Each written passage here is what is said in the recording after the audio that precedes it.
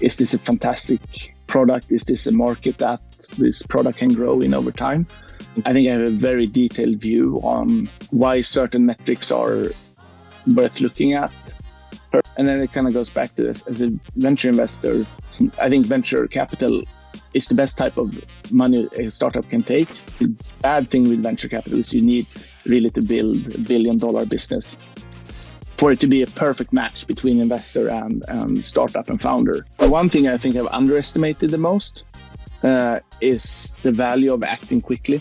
Once you know, you should take action. You should initiate action much quicker. That's the difference between life and death. I think I've underestimated that. Even if I think I've understood it for a long time. And it's like, when there's doubt, there's no doubt. I've heard all of that. But then when you see that play out, it's such a superpower. I remember someone telling me, if you're in doubt, get them out and just fire quickly and all this. That's really good advice. It's not that easy in Scandinavia. It's not. With me today is Henrik Torstensson. He has been part of the management team at Spotify and later went on to co-found and lead the company LifeSum, which is one of Europe's leading health tech apps with millions of users, me being one of them, actually. Now Henrik is a partner at Alliance VC, a Nordic-focused early-stage venture fund. Welcome, Henrik. Thank you, Espen. I'm just going to jump straight into it and ask you a little bit about your jump from co-founding and leading LifeSum to joining Alliance as an investor. What made you take that jump? So I had spent actually a little bit more than 20 years in startups, starting out as a junior guy in the very late 90s and then being very fortunate to join 4 startups that actually did well. I think you can learn a lot from success when it comes to scaling, growing. So I was with a company called Tradeabler back in early 2000s, where a lot of people that went on to found Spotify and iSettle and other companies were at the time. Then I had a few years at university, came out, was part of a team that built Stardoll, which was the biggest community and gaming website for girls and young women in the world.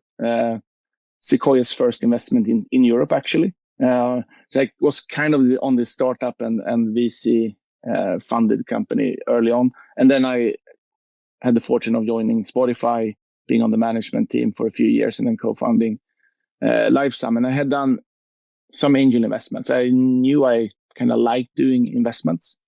And to me, that was kind of the last thing to explore or study in the startup world, was to actually be a full-time investor.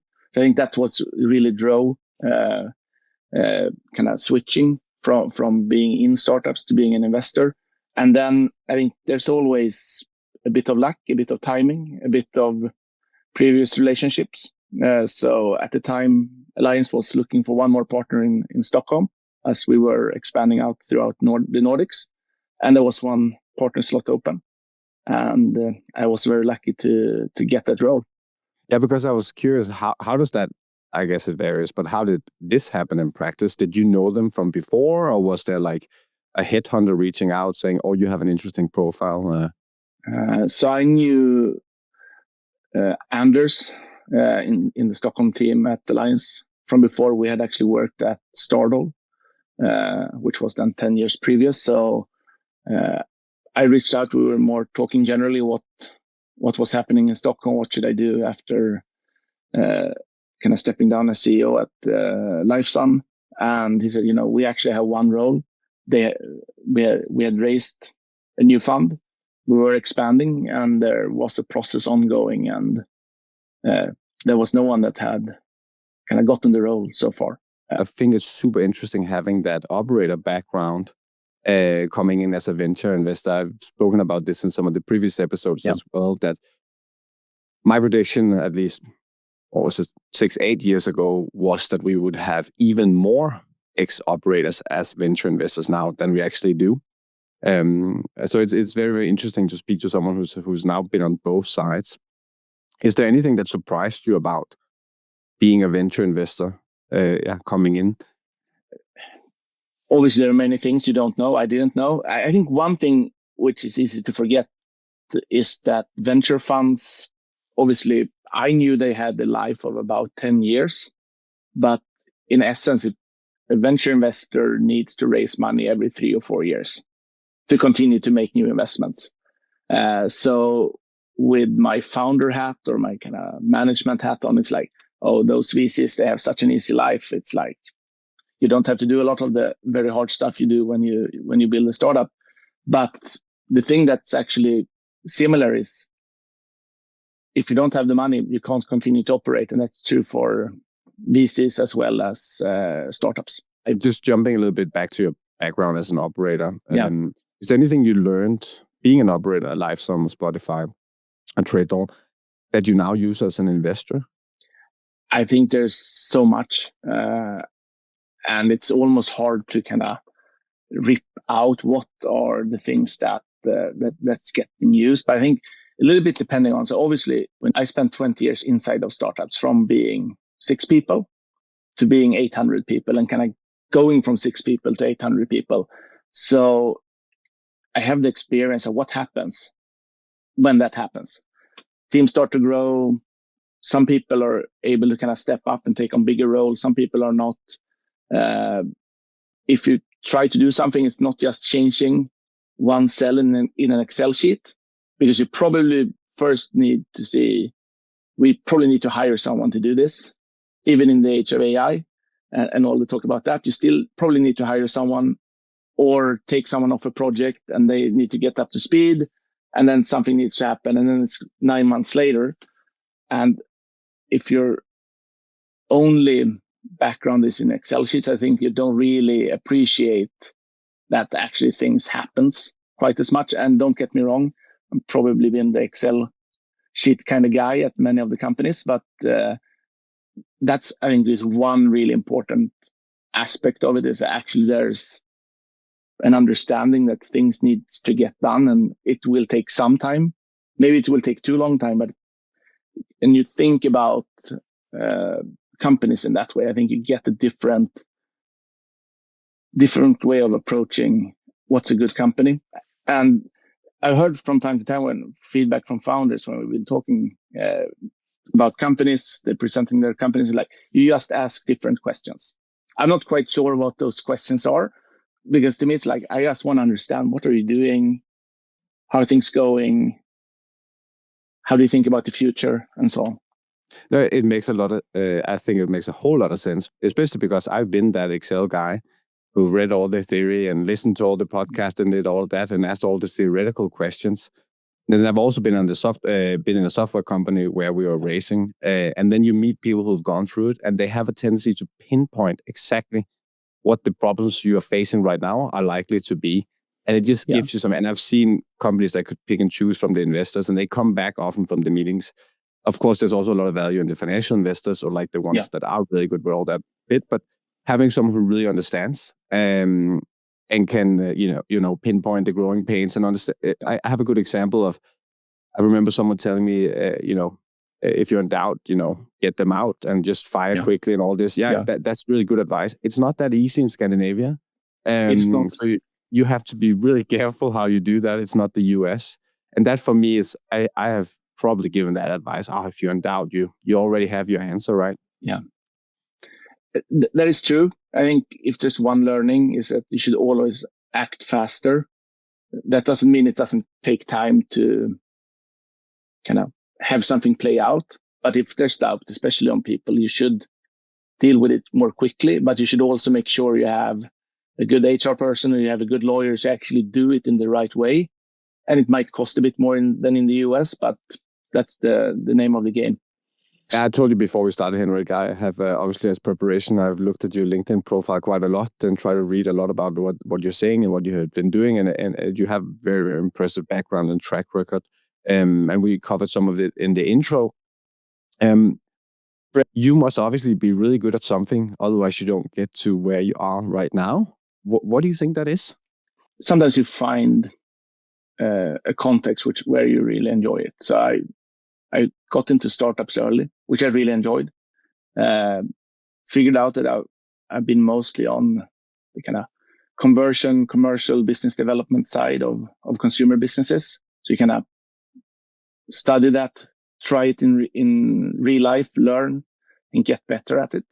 I think you keep on doing that, or I keep on doing that for 10 years. It worked out. But I think it's that like, okay, I have combination of kind of maybe math or commercial skills thinking about businesses and the kind of drive to actually get stuff done in this kind of startup context, which is quite different from when I got started.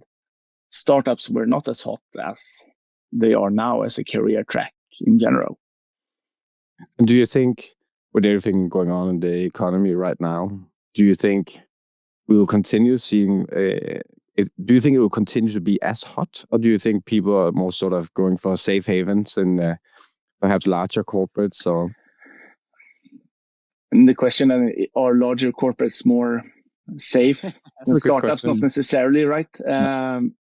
So I think actually it's been a bit moderated in the last 2 years. I think 21, 22, or 21 really 2021 was really the kind of top for startup hotness. I think as a career track, it's still attractive. It should be attractive, but I think it's kind of moderated, and I think it's going to stay that way. I think a lot of the exciting stuff that's being done is being done in young companies and in startups. So if you're an ambitious person or curious person at the kind of technical university or a business school, of course, you should go into startups as well as going into consulting or banking or a traditional industry.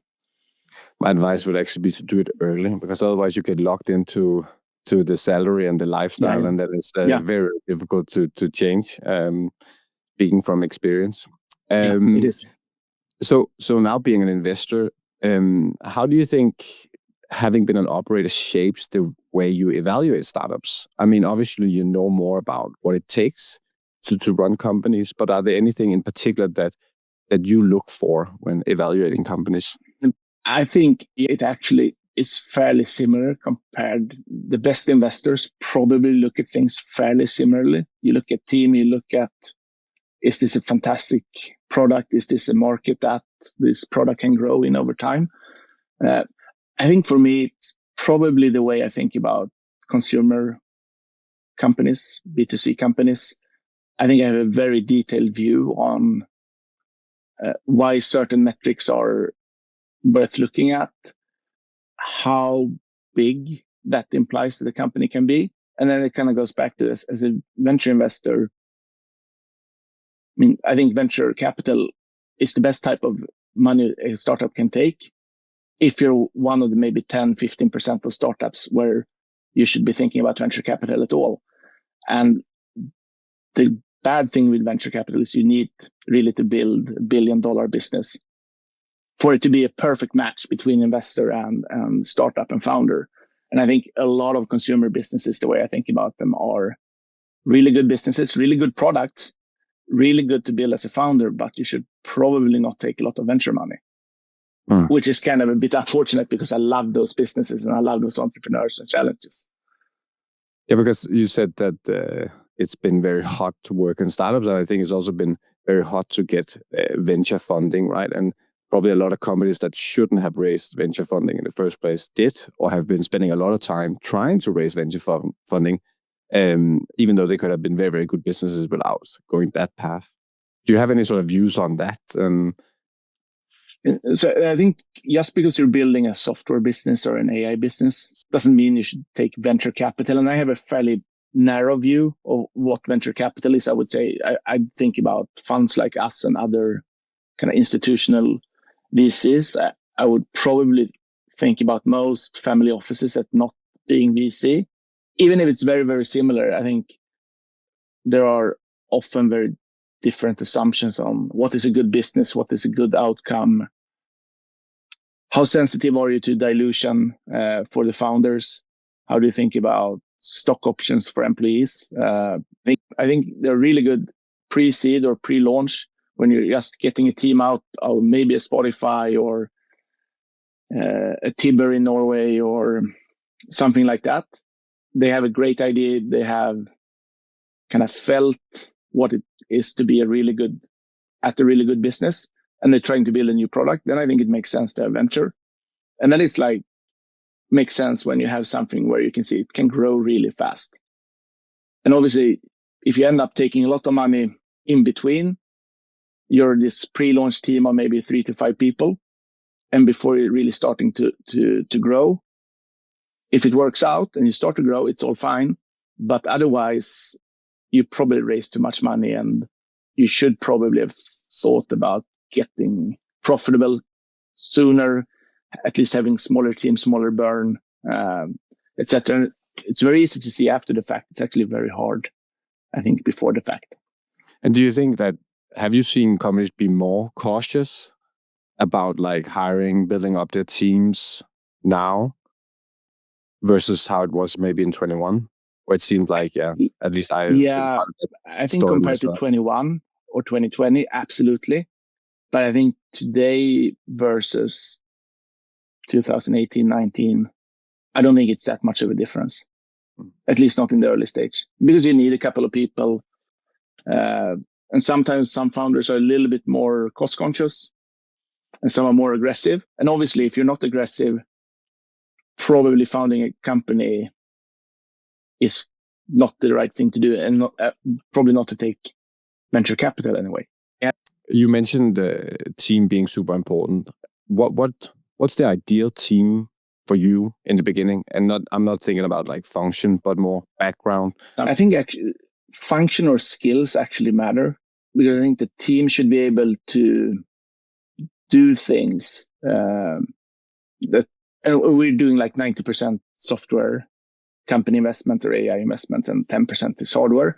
So if you're a software business, you need to be able to build a product. You need to be able to sell the product at minimum. So you probably end up with something like sales-oriented or product-oriented person that gets a CEO title. You have a CTO, you might have a few engineers or a designer, and you have some combination of that.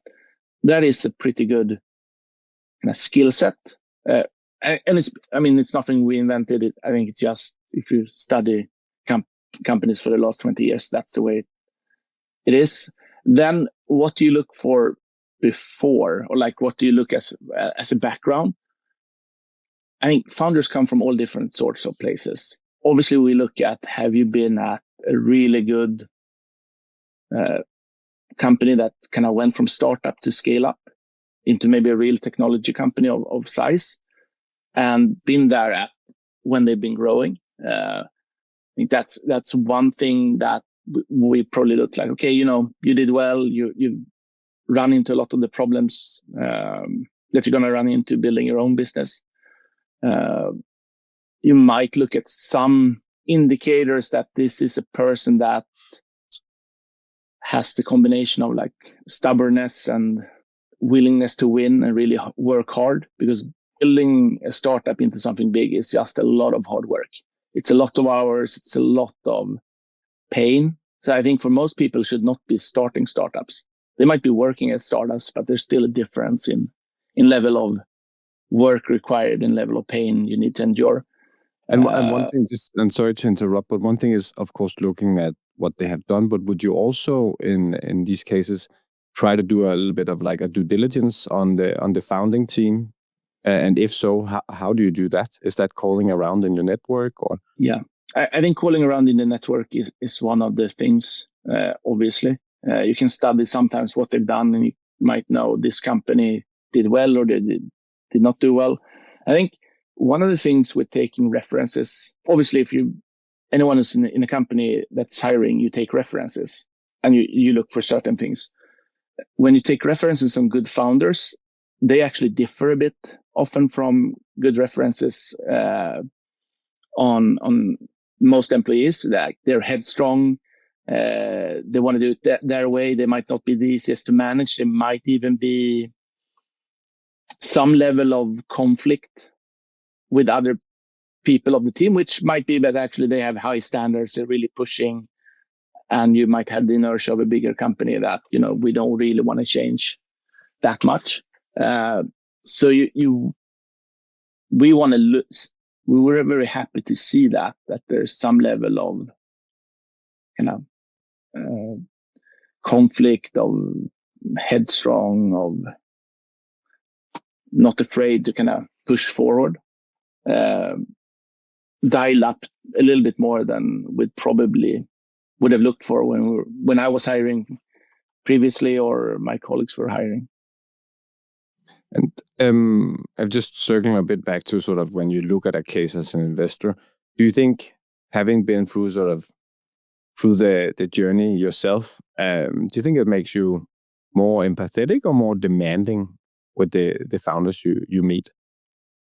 I think I'm more empathetic with founders, but I'm also still at the same time, I have a view which might be right or wrong on what's required to have a good chance of raising more money.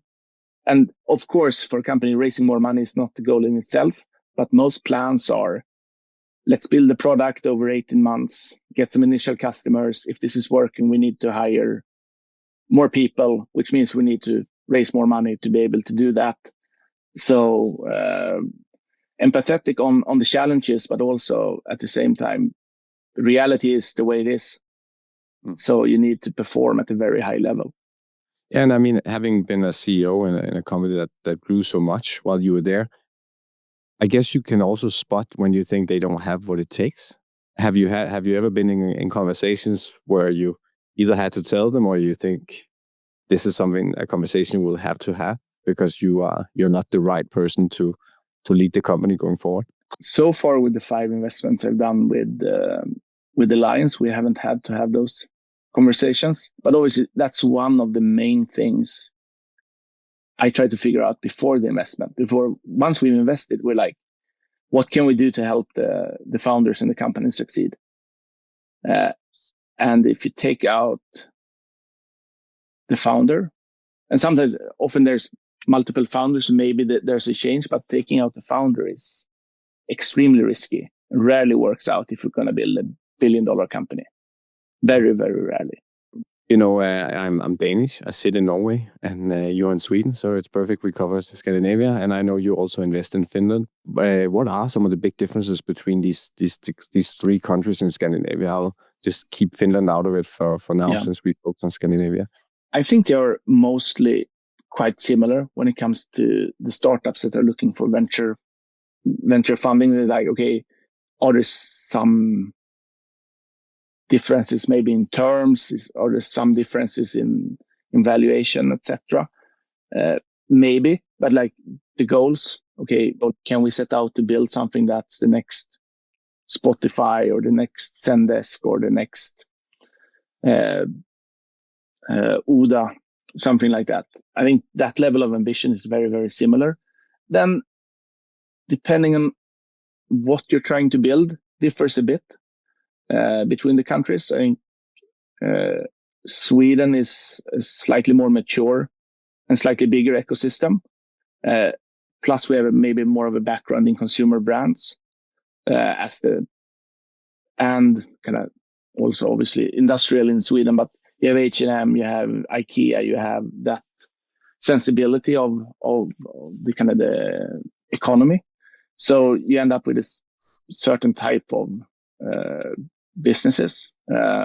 So maybe then that turns out that consumer, gaming, fintech, pretty strong in Sweden. I would argue that Denmark also with Pleo and others are strong fintech hub.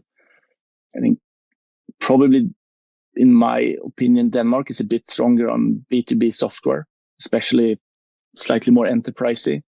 I don't know if this is only me, but when I meet startups, obviously still very early, maybe post-launch, but raising a seed, to me it seems that Swedish companies tilt slightly towards better design, better engineering.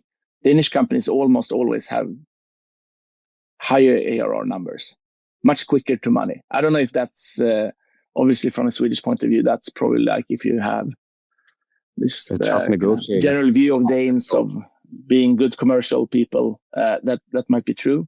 And then Norway's, I mean, the industrial base is more not as much as in industry. And I think it's been maybe 3, 4, 5 years behind Sweden in these big outcomes. But I think there's been a few. I think obviously we've invested in 1X, the humanoid robotics company, with it through Alliance, and I think that has enormous potential to be one of these really defining companies, not only for Norway but for Europe as a whole. Oh, it's and now you're Swedish, and you mentioned some of the people you work with who went on to start other very cool companies like iSettle. I think that's one of the things both Denmark and Norway have, where we've been behind, right? That we haven't had the sort of, we could say, reuse of people who've been on that growth journey. No. And I hope that we're starting to see more and more of that now with those, I wouldn't say repeat founders, but people who've been on a journey before. Where just hopefully we can get up to pace with where Sweden is at. Absolutely, that's a big possibility. I think that's also the definition of good ecosystems. I think that you can build on the previous generation, stand on the shoulder of giants, to quote someone. And that's really what you're doing. So things get easier once you start to scale. I think it doesn't really help or hinder getting the initial product done, getting to 10 people, but it's the step after that, where building in an environment where people built companies before, where people been employed on these companies going out into the world, actually matters, and matters a lot. And sort of in addition to the people working in the companies, you also have the whole sort of angel investor community, if you will. And you mentioned you were an angel investor as well. Do you think that also plays in? I mean, again, more people who've made money on these journeys in Sweden can then go back into the ecosystem, invest in cases, give that advice. Whereas, again, you have less of those in both Denmark and Norway. Is that something? Do you see that angel network playing an active role in developing the ecosystem? So I love investing together with angels. I think the difference, there's still, in Norway, I think it has a pretty active kind of angel investment scene. Maybe that those angels don't have the experience from large tech companies to the same extent that you would find in Sweden, which I know better. And I think it's really the magic happens when you have experience from startups and some money to angel invest. I think that's because you suddenly start to get networks out into the world, which really complements most founders. I was going to ask, because I do a bit of angel investing myself. What is the ideal angel investor for you? If you're looking at a case and they're bringing in angels, is it that they can help with advice? Is it network? What is it? I think it can be both and more. So when I made my first angel investment, I was at Stardoll at the time. I invested like 10K, but I was on the board of that company, which I'm very thankful for after the fact. Which company was it? A company called Video Plaza. I got very lucky. So the other investors, or the main investors in the round, was Creandum and Northzone. So I got to learn from them in 2008. And I mean, they were brilliant then, and they are brilliant now. So at that, I mean, you can solve, as an angel, you can solve the money problem, you can solve some sort of company building advice problem, or you can solve network problems, connections to others. And I think most people don't solve all three, or don't have the time to solve all three, even if they could. And I was going to ask, do you also think there's some signaling in getting certain angels on board? I mean, when I hear about some of the hottest deals, it tends to be the same angels that show up across the Nordics. Yeah. So there's also, if you had that person, I mean, as a venture fund, you must surely also see some of the same names popping up. On many deals. That's really important, I think. So if angels is anyone who can write a check and it's not an institutional investor, there's real negative signal if you just have this haphazard collection of money from people that were very successful in non-tech areas or non-startup areas that don't bring anything of the culture or the thinking about how do you actually build a business in a startup way. But then you have maybe ex-management or ex-founders from successful companies. Those are usually very strong signals. It's not the only signal, but they're very, very positive signals. Is it something that you look at when you meet these companies, how they've structured their cap table in terms of, have they been... it's a guided question because I know you've written about this. How they've been, whether they've been strategic in setting their cap table or whether they've just, as you said, like haphazardly taken in cash. And that's always said as a former CEO of fundraising, it's not that easy to raise money. So often it's better to get some money than no money.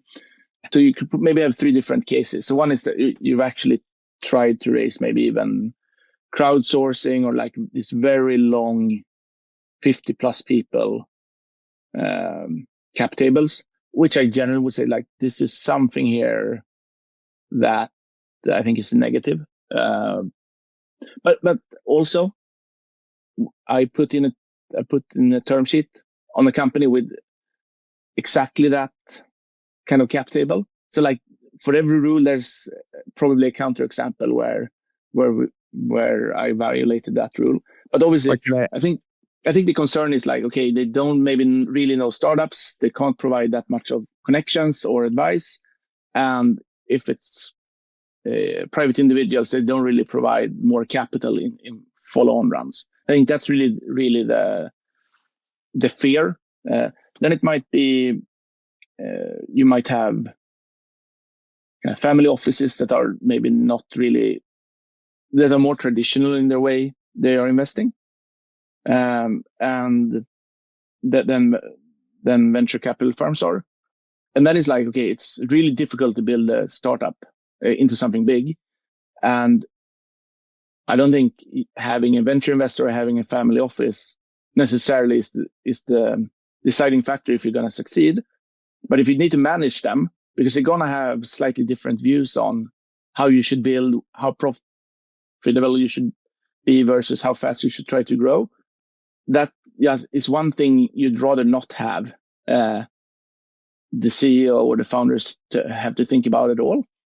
And then I think those are some of the trade-offs. And then you might have a very small, like, here's 5 brilliant people from the startup world who are super connected.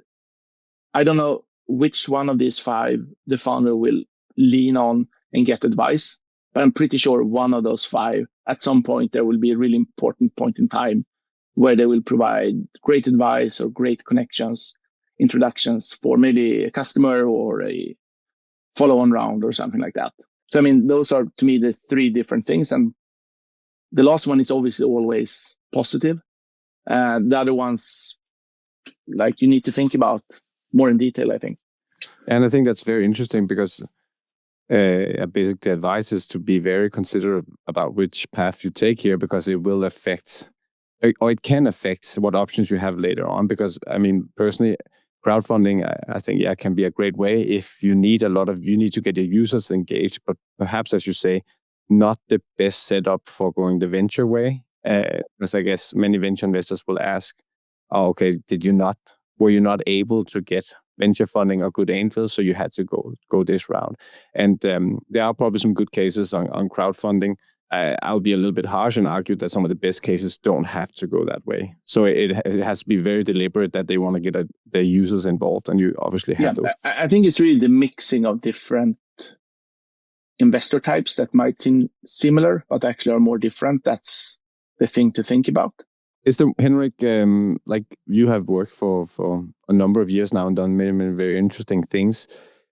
Surely you have learned a lot along the way. Is there any, like, one thing that you have changed your mind about? It could be either as a founder or now as an investor.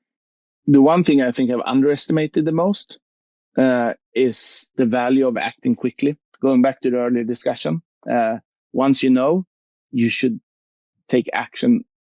You should initiate action much quicker. Make sure you take the necessary steps. But we've seen many companies where the founders and the CEO just been able to execute from making new analysis and taking action that leads to 6-9 months down the line, especially if things are not going well and you maybe the losses are a bit high, the cash burn is a bit high, and you can take corrective action. That's the difference between life and death. I think I've underestimated that. Even if I think I've understood it for a long time. And it's like, when there's doubt, there's no doubt. I've heard all of that. But then when you see that play out, it's such a superpower that you should never forget that. It's just taking action quickly when the circumstances change is probably like the most valuable free thing a founder has. I think it's very interesting advice, especially because I have unfortunately been sitting in that situation where we had to make that call. And I think the thinking back, it's unfortunate, happened more than once. The biggest mistake was that we waited too long, and we knew what we had to do. And it was with good intentions, because we wanted to try to protect people's jobs, and it was good people, and they had bought into a journey. Yeah. And then it actually ended up being worse for them and for us, because it was dragged out, and you end up in a sort of limbo. And then once you're done, it also stops you from moving on to the sort of the 2.0, the next sort of part of the journey. So it's as you say, it's easier said than done, because when you're in it, it's about people, right? Often, if that's what we're talking about here. Yeah. So I can really. But otherwise, the thing, which is not really company specific, but on the bad side of being in the industry for a long time, I think I mentally kind of was locked maybe from 2008 to 2013 on how big a company could get, or how valuable it could become. So like in the dot-com bubble, you had Microsoft and Cisco and these kind of high flyers. They kind of got to $500 billion in valuation. Like, to me, for a long time, I said that's a really big. That's basically as big as a company can get. And then obviously with iPhone and Apple, kind of just kept on growing. I don't remember if they were the first one to $1 trillion. But then obviously 2 trillion, 3 trillion, now with the tariffs down to 2.5 trillion again. But like, I think I've been off, or at the time I was off, what's a big company by 5x? And then I think I'm thinking about startups and technology companies and investing in them and building them on a daily basis, 7 days a week. And then you still end up on this, like, what's a big company? Oh, $500 billion. No, it's actually 3 trillion, which then means that actually we will see a few decacorns in the startup land, because it's kind of, as markets expanded, like even the smaller companies got bigger, which means when you're investing, so what's a high valuation? As I was for some time, like a big outcome is €1 billion. Or the biggest possible outcome might be 3 billion euros, like Skype was. That is like, actually not. You can definitely say it's 15 to 30 billion euros if you're investing over a 10-year period. That kind of changes everything. But I mean, it isn't seen anywhere until after the fact. I think that's, to me, how things can be 5x bigger, like hiding in plain sight. Yeah. Is there anything that you think that founders tend to worry too much about in the early stages? This might be quite Swedish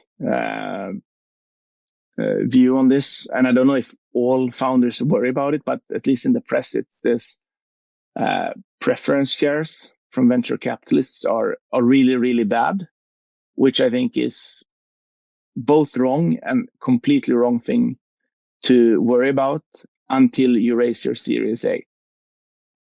Because I think that the quality of investors, the valuation, and thus the lower dilution, and that the big problem really is getting to product market fit, are all so much more important that thinking about a normal 1x liquidation preference and thinking about trading that, I just think is like, you should not spend time on that. You should negotiate everything else with your investors. I think that's just, you don't get the value from negotiating that point.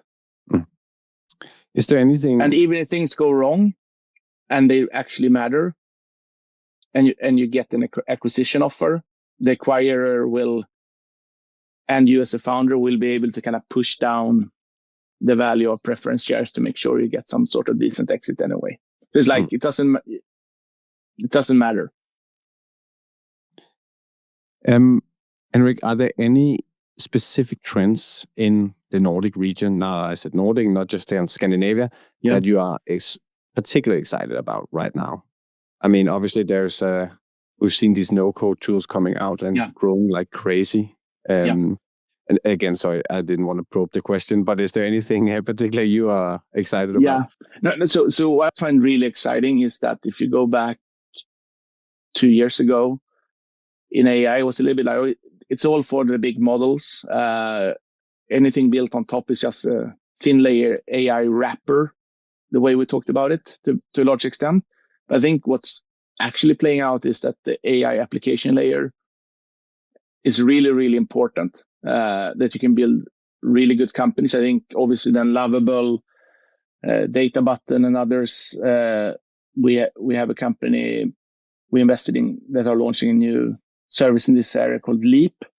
And bringing that kind of consumer experience, kind of freemium style B2B experience into this area actually seems to be working very, very well. So having young and older founders, but I think for a few years there wasn't these like young technical teams coming out quite as often. But now we have a bunch of those across the Nordics, which are also then, I think, getting into Y Combinator in a way, which they weren't a few years ago, which to me basically says that actually these are really good world-class teams and companies, even if they are very early, that can compete on a global level. So that gets me very, very excited, especially as many wants to remain in the Nordics and build from here. Maybe even more so with everything going on in the world. Absolutely. I can't code myself, but I have been a firm user of Excel. I like to solve problems. So these no-code tools or enhanced sort of tools, fantastic for someone like me. Yeah. For you as an investor, investing, you said 90% in software companies. How do you think about this? Is this now, and they will only get better, these sort of tools? How do you think about that when you look at new companies? Do you think about them in a different way because they can now, certain solutions might be copied? Or like, what do you think is going to be the most important things for companies starting out now? What doesn't change? Having a very, very good team or a world-class team doesn't change. It's still hard. It still takes time to drive adoption for new products. So I think that remains. We can think about that the same way as previous. Then software gets quicker to be written. And I think like using kind of AI code generator is magic, because I'm like you. I'm like an Excel person, didn't really get into any sort of coding, and suddenly you have a simple program. And doing that as a non-engineer is just magic. Like one of the most, mind-blowing experience using computers or mobile ever. Obviously, you want more efficient or better software engineers, but then you have a system that you need to maintain. That's true for most software businesses we invested in, probably going to be true for most we do invest in. So I still think it's not answered, like how well will AI be able to maintain very large code bases? But you probably think, okay, it's going to be cheaper to build software. It's not the same type of competitive advantage that a very, very good team might have, because they might have monopolized all the good software engineers that could solve certain problems, but that's probably not true. So if still you need a good team, software is a little bit up in the air. the thing I would look for is what don't I think change. So maybe that actually means that there's slightly more non-software aspects that we need to evaluate. It might be some physical delivery. It might be a mix of AI and hardware, where 1X might be an example of that. So even if over time, maybe you can do like real world AI that's less, that is easier to do. Actually, getting all the hardware done is not that easy. It might be that regulations or behaviors don't change. How much will large enterprises and how quickly will they kind of automate certain procurement processes? So maybe that doesn't change as much. So actually you need a similar style of selling as you do today. We invested in a company called Lightbringer, which is using AI to help startups draft and manage patent portfolios. I think the patent system is not changing that much over the next couple of years. So, and the team has domain expertise that's relevant for the market. So you have certain things that don't change as much, while the task of writing code actually is changing a lot. I could speak a long time about this, because I think it's very interesting to see where things are going, because again, I'm sitting trying to build stuff. And then when I speak to clients and people in the market, it's very clear that they were bombarded with software solutions before, but now, and that has only been increasing recently. And it's how do you get in front of the right person to really present what you want to sell them, or your fantastic product, when they they can't go through 50 new offers every week, right, on various software solutions. So it's very interesting to see where this goes. But Henrik, I see we are out of time. Thank you so much for taking the time. It was very, very interesting to hear all your perspectives on this and a little bit more about your background. Thank you so much. Thank you, Espen. It's been great.